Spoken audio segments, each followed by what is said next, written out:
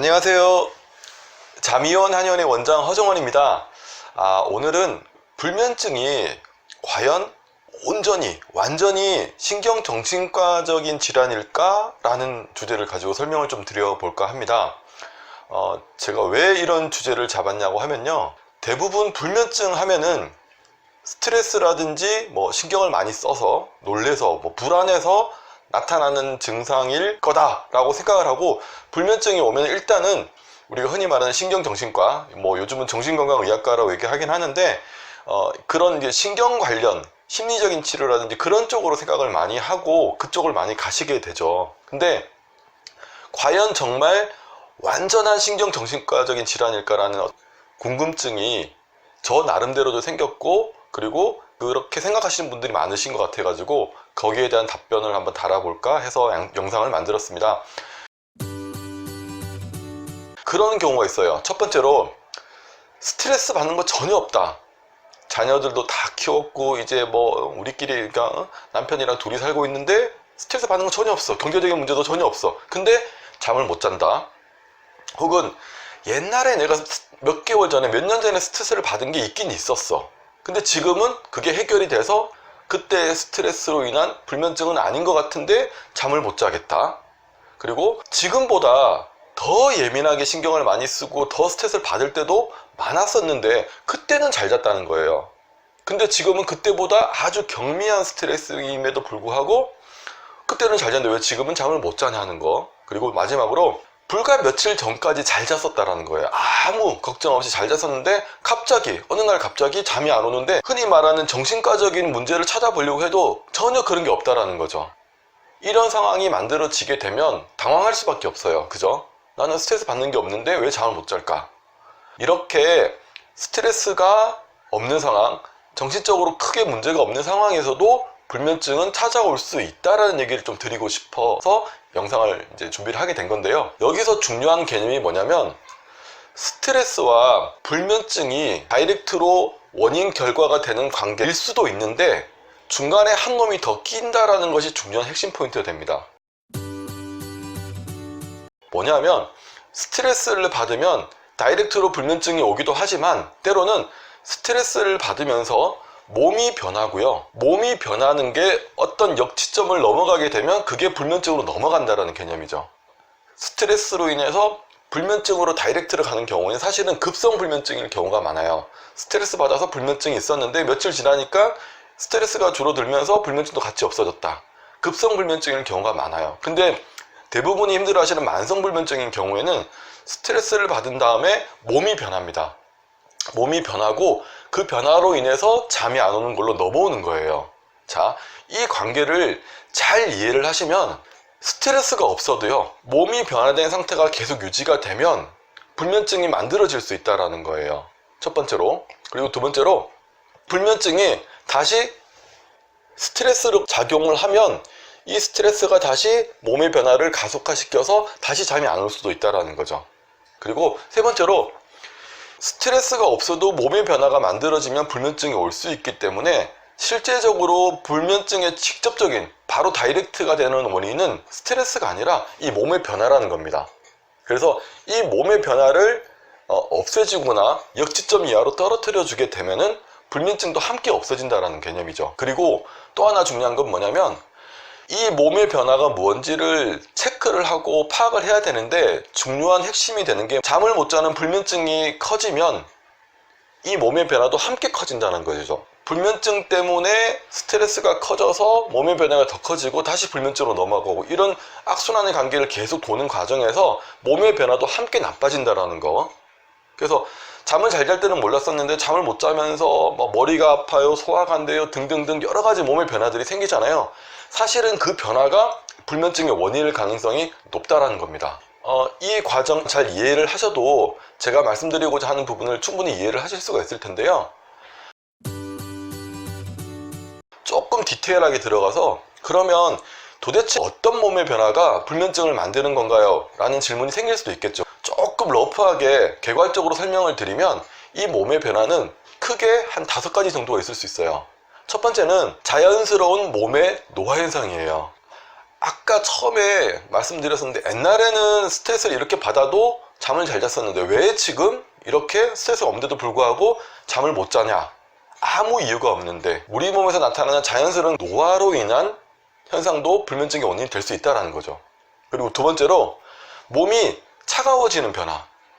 기본적으로 몸이 좀 평소에 차가웠던 분들에게 나타나는 변화가 이런 변화가 많은데요. 평소에도 추위를 느꼈던 분들이 몸이 스트레스를 받으면서 더 차가워지면서 잠이 안 온다. 혹은 스트레스가 없었음에도 불구하고 뭐 음식을 좀 잘못 먹었다든지 섭생을 잘못해가지고 몸이 차가워지면서 잠이 안 오는 쪽으로 넘어갈 수도 있습니다. 세 번째로 반대의 경우 몸이 뜨거워지면서 불면증으로 넘어가는 경우도 있고요. 네 번째로 극심한 피로로 인해서 체력이 급격하게 떨어져도 잠이 안 오는 쪽으로 넘어갈 수가 있습니다.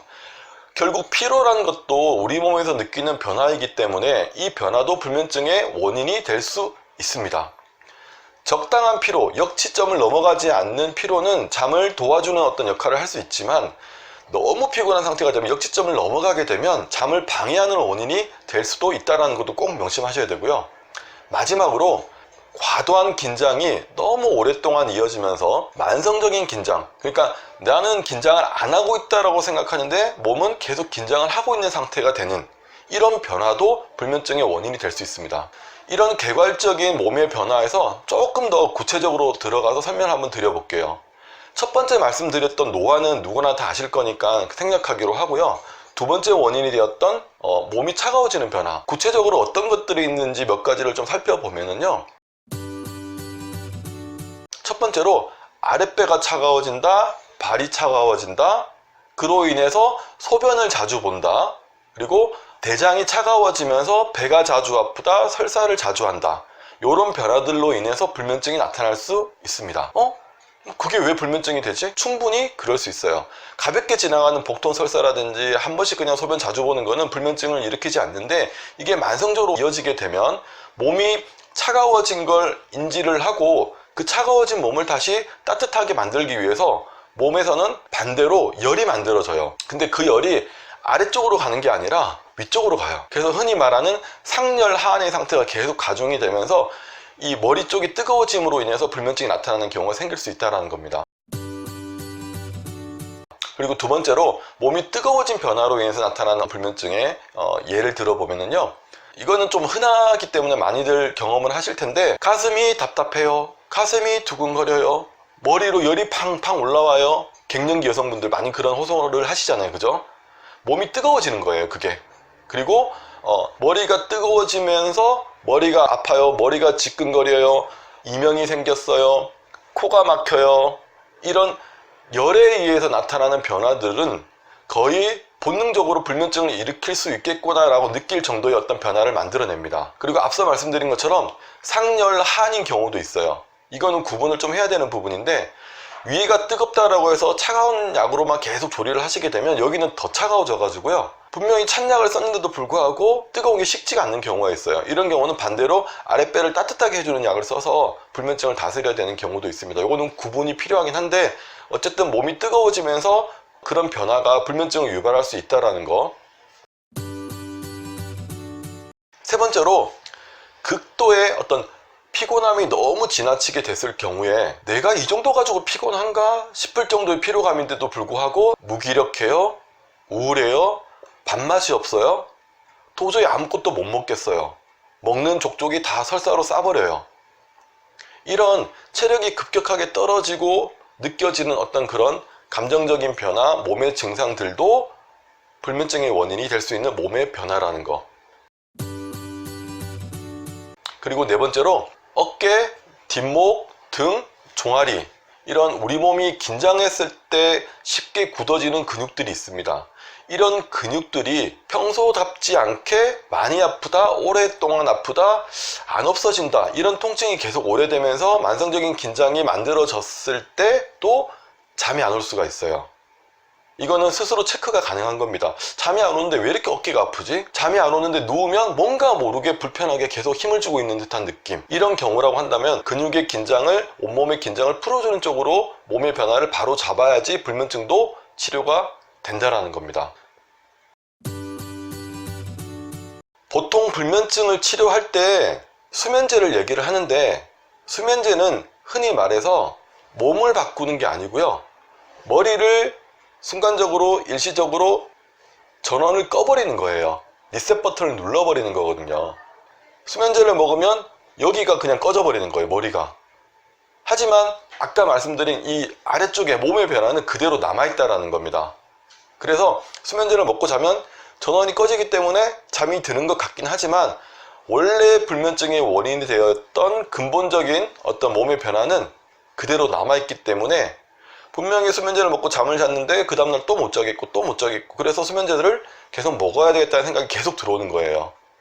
안 꺼지니까 강제로 꺼버리는 거라고 생각하시면 될 거예요. 그래서 한의학적으로 불면증을 치료할 때도 이 개념이 적용이 됩니다. 무슨 얘기냐면 수면제는 여기를 끄는 거지만 한의학적인 치료는 아까 말씀드렸던 몸의 변화를 바로 잡아주는 치료를 한다는 거죠. 그래서 불면증의 어떻게 보면은 근본적이고 조금은 더 다이렉트적인 원인이 될 수 있는 부분을 바로 잡아서 불면증을 치료한다는 개념이 적용이 되는 거죠. 물론 한의학적인 치료 방법에서 약제들 중에서도 수면에 도움이 되는 약제, 수면제처럼 작용할 수 있는 약제들도 분명히 있긴 있습니다. 하지만 그거는 보조적으로 이용되는 약제일 가능성이 많고요. 기본적으로 불면증을 치료한다는 개념에서는 몸의 변화를 바로 잡아준다는 개념. 그래서 아까 말씀드린 것처럼 몸이 차가워진 사람들은 따뜻하게, 뜨거워진 사람들은 다시 차갑게, 그죠? 너무 피곤한 사람들은 보약을 써서, 그리고 긴장이 너무 심한 사람들은 근육의 긴장을 풀어주고 근육의 피로를 풀어주는 쪽으로 몸의 변화를 바꿔줘서 불면증을 고치기 때문에 한의학적인 치료에 있어서는 불면증은 100% 신경정신과적인 질환이라고 말하기는 어렵습니다. 물론 그런 경우도 있겠지만요. 이런 개념으로 불면증을 한의학적으로 치료하기 때문에 조금은 더 근본적이고 조금은 더 뿌리를 건드리는 그런 치료 방법이라고 할 수 있습니다. 그래서 불면증이 있다라고 해서 무조건 나는 정신의 이상인가? 신경과로 가야 되나? 신경정신과 가야 되나? 그런 생각만 하지 마시고요. 몸을 한번 다시 한번 살펴보는, 그래서 몸이 추워져서 불면증이 왔다, 차가워져서 불면증이 왔다, 몸을 따뜻하게 해주는 방법으로서 불면증을 치료할 수도 있다는 겁니다. 이런 개념을 가지고 불면증을 치료하고 극복해내시길 바랍니다. 오늘은 여기까지 하겠습니다. 감사합니다.